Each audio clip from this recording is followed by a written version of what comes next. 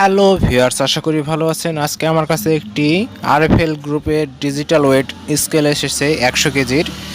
Wait স্কেলটির সমস্যা, স্কেলটি চালু হচ্ছে না।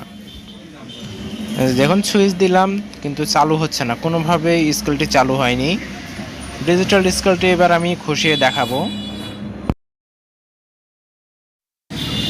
এই যে দেখুন, খসিয়ে নিয়েছি। আসলে স্কেলটির কোনো সমস্যা বোঝা যাচ্ছে না। চপার কানেকশনটি ভালো আছে, ট্রান্সফর্মারও ভালো আছে। আমি মাপ দিয়ে দেখলাম, এগুলো সবই ভালো আছে, সার্কিটও ভালো আছে, সুইচও ভালো আছে, কিন্তু স্কেলটি চালু হয়নি। দেখি, মাপ দিয়ে দেখি। এই দেখুন, সুইচ শর্ট করে দিলাম, স্কেলটি চালু হচ্ছে না, চালু হয় নাই।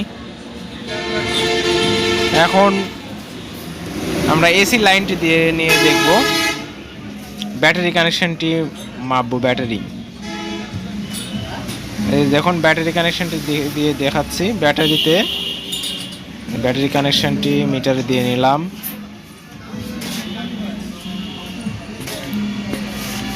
দেখুন, মিটারে 2 ভোল্ট দেখাচ্ছে। ব্যাটারিতে চার্জ নেই। কাজটি বুঝতে হলে ভিডিওটি পুরোপুরি দেখবেন, না দেখলে বুঝতে পারবেন না।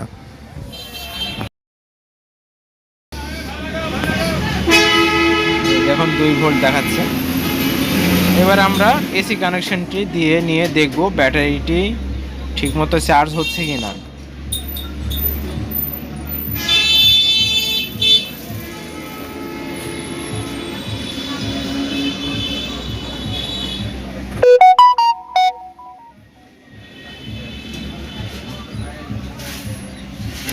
দেখুন, এসি লাইটটি জ্বলছে, অর্থাৎ ব্যাটারি কানেকশনে ব্যাটারিতে ঠিকমতো চার্জ ঢুকছে। সুইচ দিলাম, তাও অন হয় নাই। দেখুন,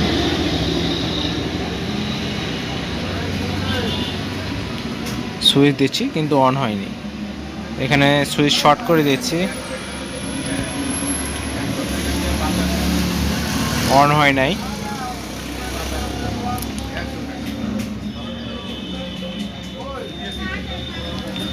আমি চপার কানেকশনটি ভোল্টেজটি একটু মাপ দিয়ে দেখে নিব। চপার কানেকশনটি ঠিক আছে, দেখুন সার্কিটটি ঠিক আছে, কোনো সমস্যা নেই। আমি মাপ দিয়ে দেখে নিলাম। একা একা ভিডিও করার জন্য সব কিছু আপনাদেরকে দেখাতে পারছি না।